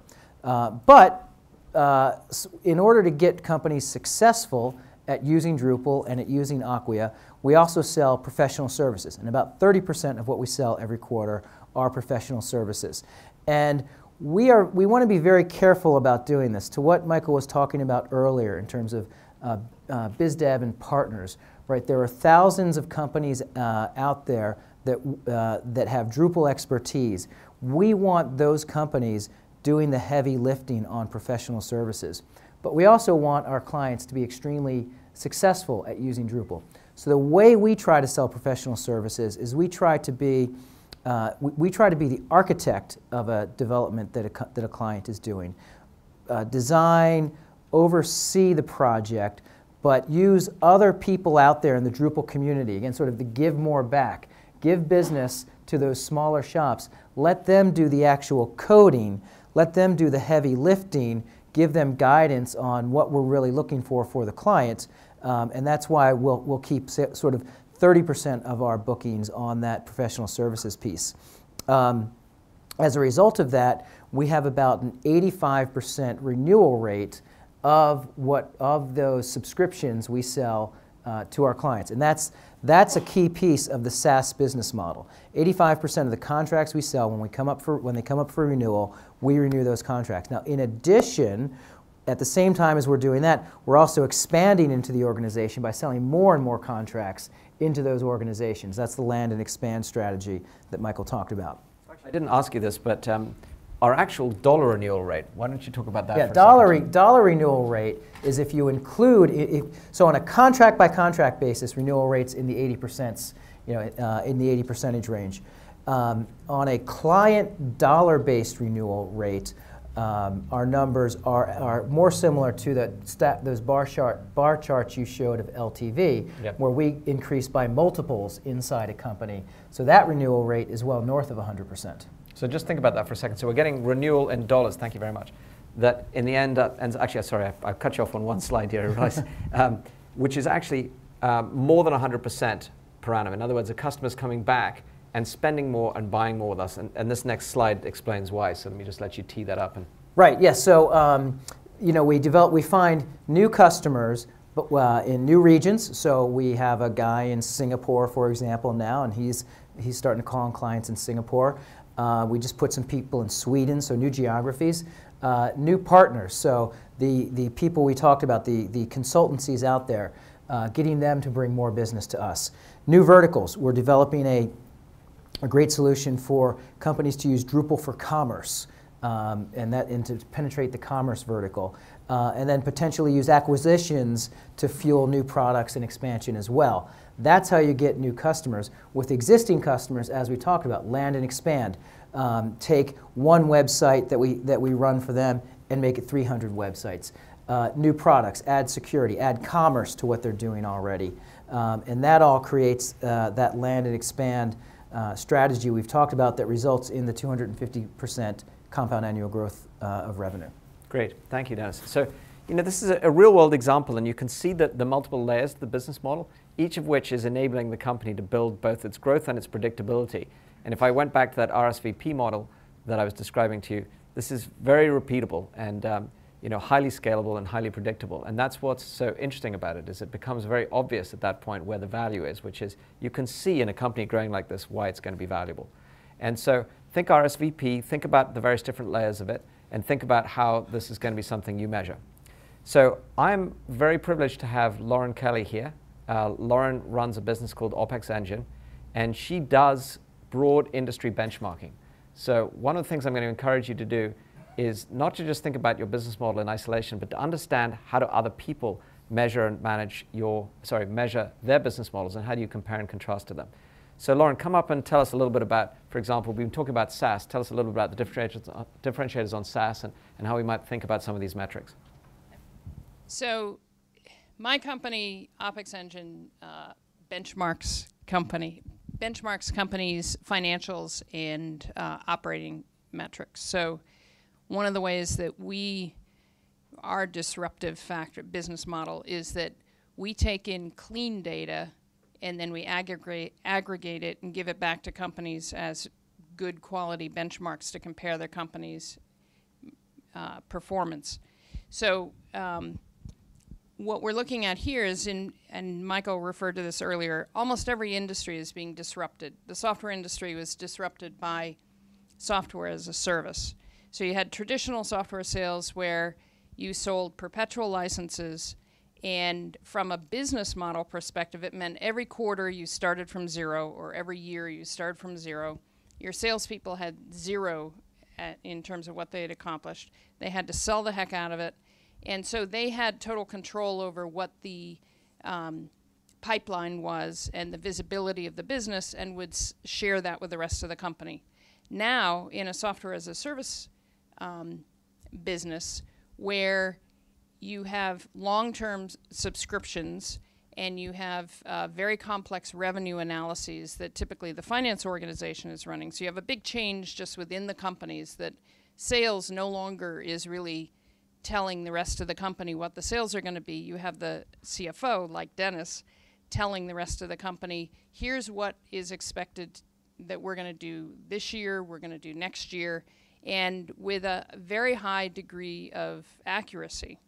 And that's determined by very complex financial models based on the number of subscriptions, the churn rate, so you can assume that you're going to keep 85% or 90% as you change that, and your upsell percentages. So it's a huge difference, and it means that the metrics that you use to track the performance of your business have changed hugely. So we look at both of those models, traditional software, as well as SaaS metrics.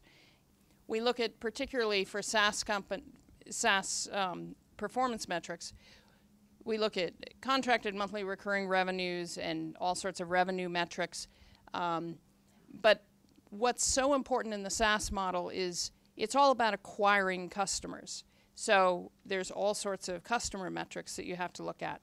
And then how you track those numbers, customer lifetime value is, Michael referred to, is calculated by both your subscription revenue to a customer, multiply that by some lifetime, maybe 5 years, 60 months, and then multiply that by your renewal rate, so by the 0.85% if that's your renewal rate, and multiply that by your gross margin, so you're looking at the value instead of just the pure revenue that you're getting. And compare that to your cost of customer acquisition. One of the things that we work with companies is the relative relationship between these metrics. And if your cost of customer acquisition is quite high, that may not matter if your customer lifetime value is $2 million. But if your customer lifetime value is only $80,000 a year and your cost of acquiring that customer is $60,000, that's maybe not a very profitable business.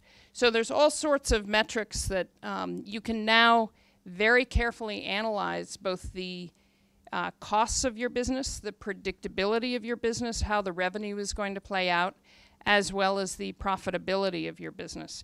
And that's ultimately how you then determine the valuation and the kind of capital that you can use to back you to keep growing and growing.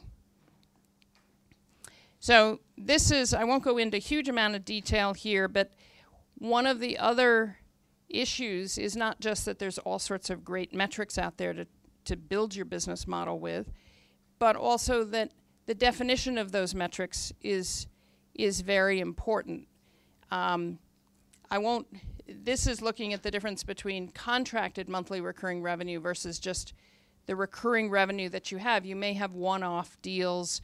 You might have some installation services that might make it look like you are building a $5 million business when you really are only building a $1 million business because you had some things that weren't actually long-term contracts.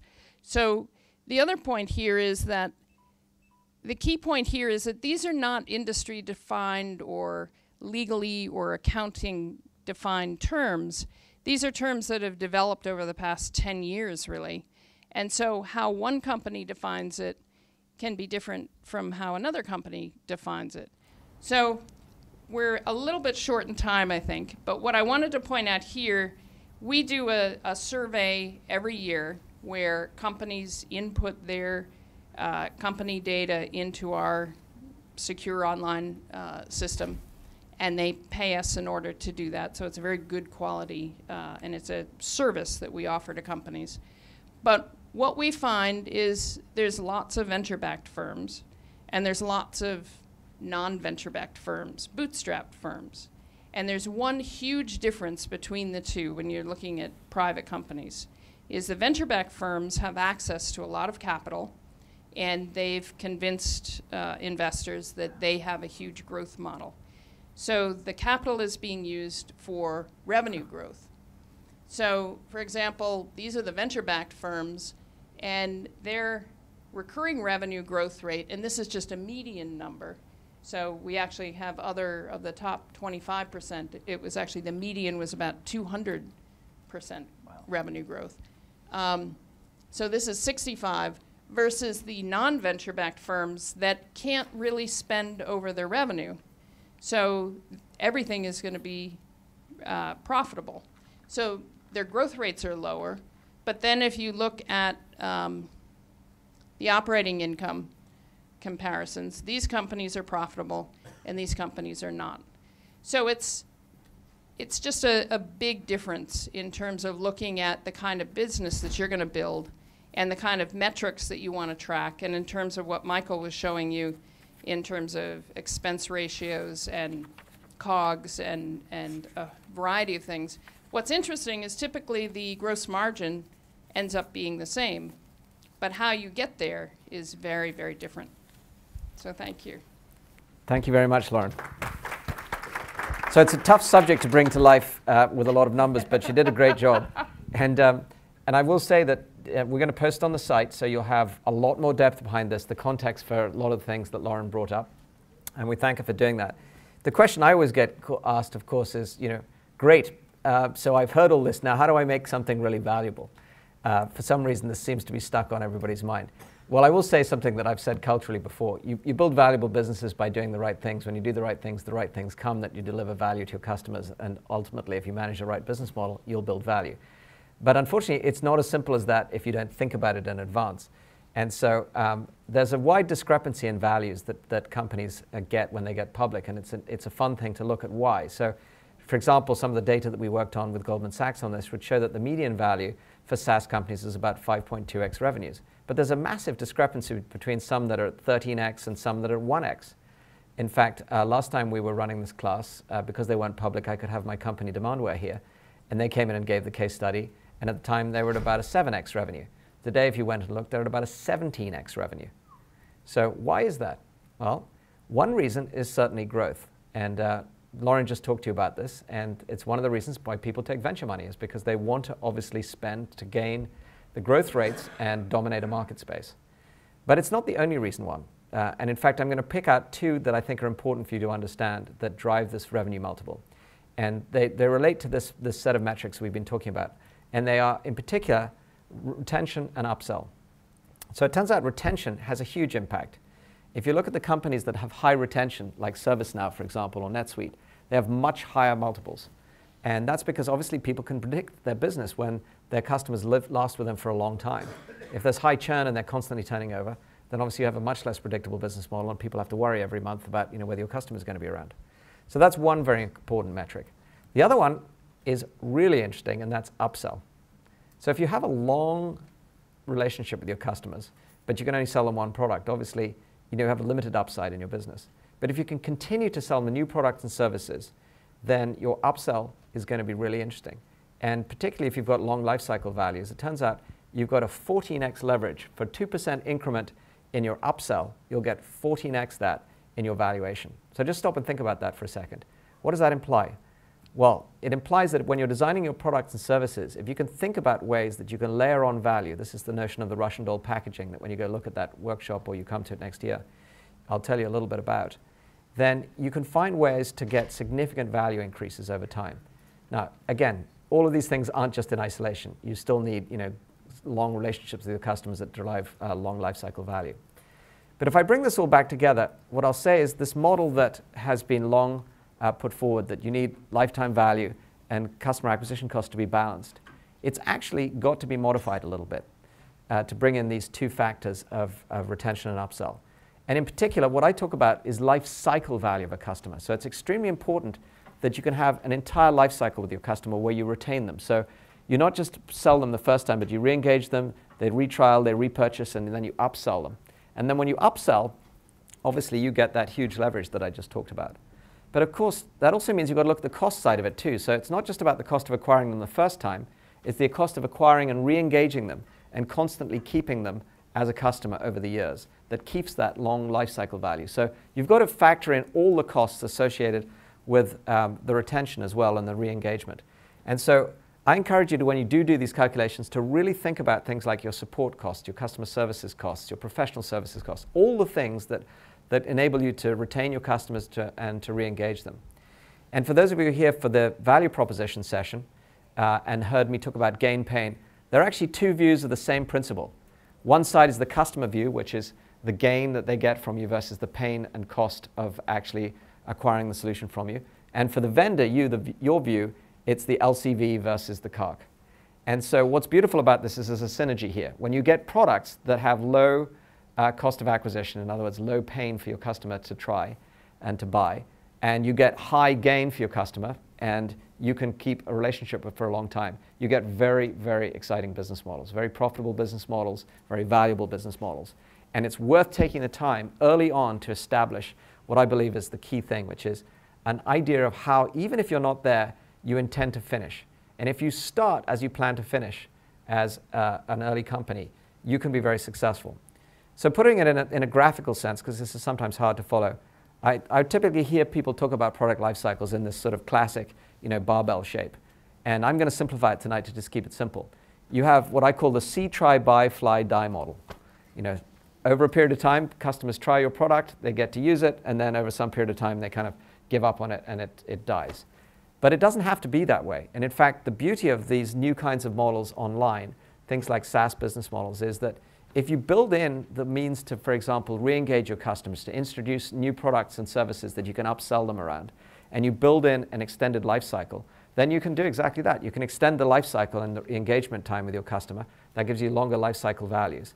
And in the end, if you do that in a disruptive way with some of the things that we've been talking about here, with levers that, for example, you use the web to reach your customers, just as we were hearing from Formlabs, or open source, as you're hearing from Acquia, and you'll hear from Red Hat next month. You use things like self-service for your customers to actually solve their problems online with things like forums. It turns out it's actually one of the big products that Acquia sells to companies like Twitter and Symantec, et cetera, is self-service portals for them to work with their customers and their developers. And you make it all on demand and available as a service and via subscription, and you keep adding new products and services to re-engage your customer and extending your life cycle. Guess what? Each of these things is a lever to take costs out for easier see, try, buy, and a multiplier to extend the value and the life cycle that you're delivering to a customer. And you get to a place where hopefully you don't lose customers for years. They don't die. They literally stick around for years. And I mentioned to you that, for example, Demandware's multiple has gone up from single digits to double digits now in value. It's because people are beginning to realize, wow, e-commerce websites are really sticky, and you get customers that are multi-billion-dollar customers, and they stick around for several years.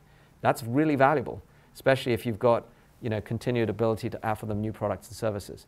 So this is really fundamental and very disruptive, and it's all about, to summarize it in 3 words, friction-free, rapid adoption, and extended life cycles when you're developing your products and services that will ultimately drive a short but low-cost CAC, a quick payback, and an extended life cycle value. And when you do that, you see and you step back how these models have completely disrupted industries like software. You know, in the 90s, we used to have to install software and have it customized by IT shops, and it was infrequently upgraded as a result, and was mostly proprietary and all license-based. And it was really a pretty ugly business. But today, and in this decade, everything can be web-based, self-service, on-demand, and open source-based, and on a subscription model. It's much, much more predictable, and as I said, in that RSVP model, therefore much more valuable. So hopefully tonight you've got a sense of this with some real-world examples. And to summarize, we have, I believe, a case to be made here where it's just as important for you to take a step back from whatever you're innovating on and innovate around how do you create a disruptive business model. It's at least as significant as the technology disruption, in my opinion. In some instances, as I said to you earlier, can be the only thing that you disrupt. But at least think about it as something that you put an equivalent amount of emphasis on as developing your product or service. To do that, I encourage you to take away these 3 things from tonight. That you've got to figure out what your core differentiation is and focus on how you're going to monetize that. And then the other 2 things are figure out what are your multipliers and levers around that for things like co-creation or product development, as well as reach for markets and so forth. And if you can do that and you can design from the get-go how you can build long lifecycle value relationships with your customers and low cost of customer acquisition and retention, you're going to build a very valuable company. So a warm thank you to Acquia, to DFA, to Formlabs, and to OPEX Engine, and we're going to have them come up and answer questions for you. But thank you all very much for your attention tonight.